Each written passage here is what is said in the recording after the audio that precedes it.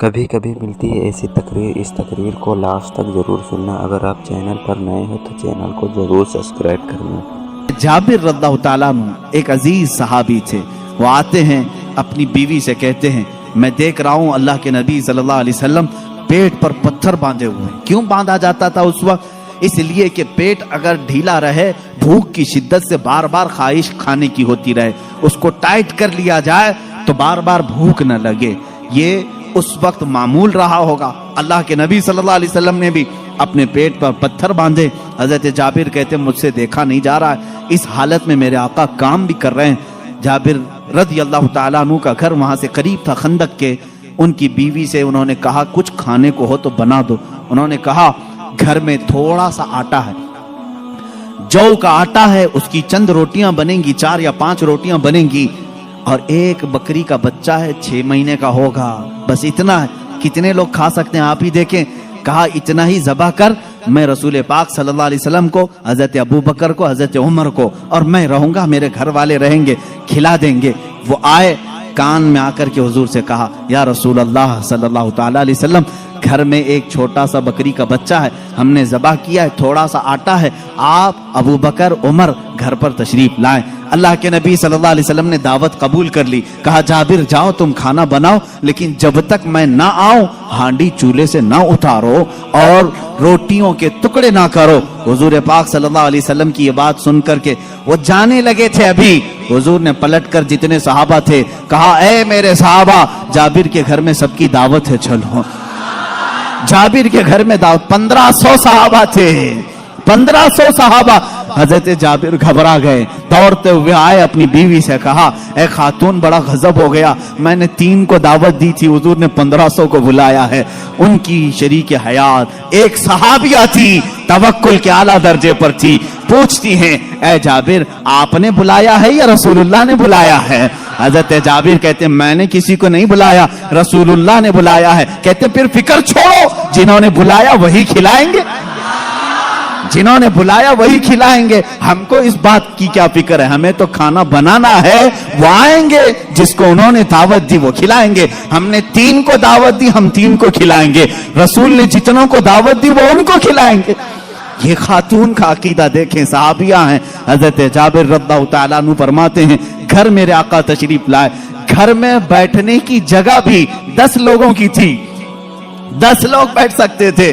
اللہ کے حبیب صلی اللہ تعالیٰ علیہ وسلم تشریف لائے اور اس ہانڈی کو جو چولہے پر رکھی ہوئی تھی کہا اس کو اتارنا نہیں، اس میں اپنا لعاب پاک ڈالا اور اس کے بعد فرمایا نکال کر دیتے جاؤ۔ حضرت جابر کہتے ہیں 10 لوگوں کا کھانا نکالتا تھا، روٹیاں دسترخوان پر بچھائی جاتی تھی۔ شام ہو گئی، 1500 صحابہ کھا لیے، ابھی میری ہانڈی میں آدھا کھانا باقی ہی رہا۔ یہ معجزہ ہے میرے آقا صلی اللہ علیہ وسلم کا۔ رزق میں وسعت اور برکت صرف لعاب پاک سے۔ جو برابری کا دعویٰ کرتے ہیں وہ بھی اپنے گھر کی ہانڈیوں میں تھوک کے دکھائیں، تمہارے گھر والے نہ کھائیں۔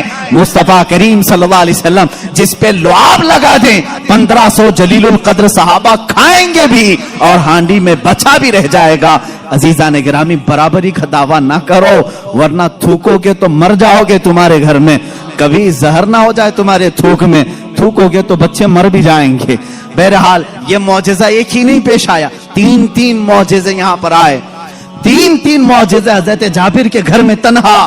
حضور پاک صلی اللہ تعالیٰ علیہ وسلم دعوت کے لیے آئے بھی۔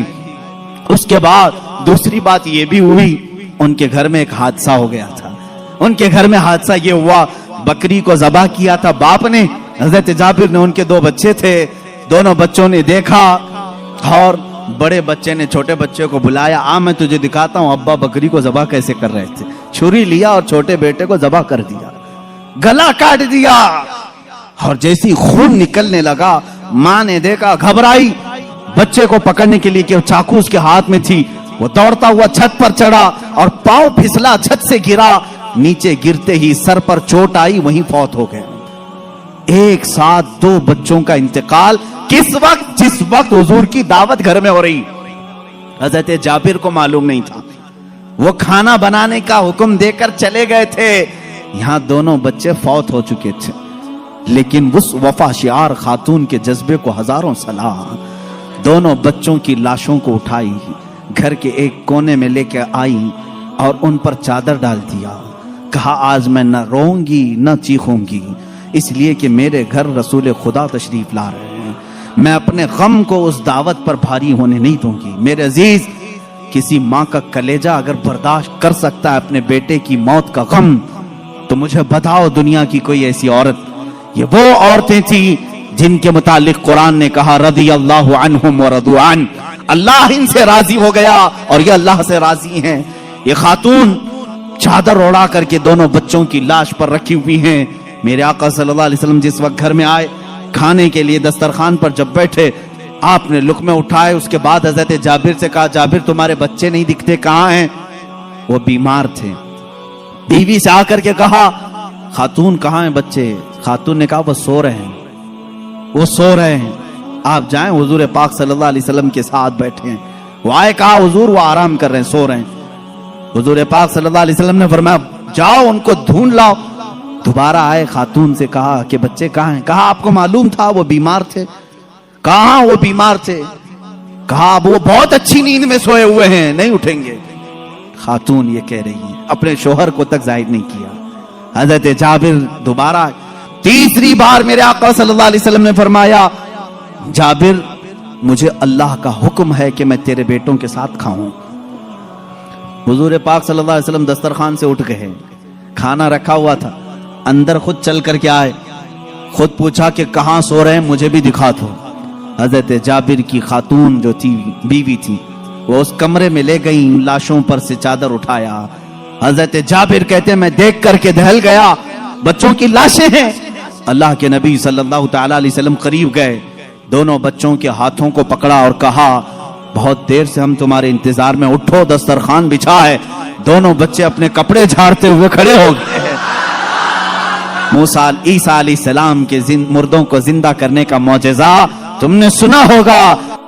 नबी रहमत सल्लल्लाहु ताला अलैहि वसल्लम अपने गुलामों के घर में जो फौत शुदा शहजादे थे उन्हें जिंदा भी किया और अपने दस्तरखान पर बिठाया भी। और ये बच्चे सिर्फ थोड़ी देर के लिए जिंदा नहीं हुए थे, फिर एक लंबी जिंदगी इन्होंने गुजारी मेरे आका की सोहबत में, और हदीसें भी रिवायत की। ये हुजूर अकरम सल्लल्लाहु अलैहि वसल्लम का मौजज़ा। दो मौजज़े एक ही घर में। तीसरा मौजज़ा ये है, ये रहमत आलम सल्लल्लाहु ताला अलैहि वसल्लम जिस घर पर जाएं उस घर के रहमो करम की बातें ना पूछो, वहां बरकत ही बरकत है। पूरा खाना खाकर जब सहाबा चले जा रहे थे, सारी हड्डियों को जमा किया। मेरे आका सल्लल्लाहु अलैहि वसल्लम ने फरमाया वही बकरी का 6 माह का बच्चा था। अल्लाह के नबी सल्लल्लाहु अलैहि वसल्लम ने कहा ए बकरी खड़ी हो जा। बकरी अपना कान झाड़ते हुए खड़ी हो गई। हजरत जाबिर को उनकी बकरी वापस दी गई।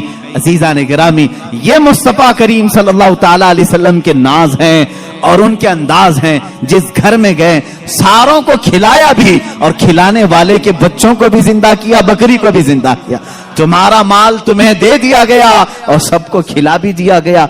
रिस्क में वुसअत व बरकत के 1-2 नहीं बेशुमार मौजज़े हैं।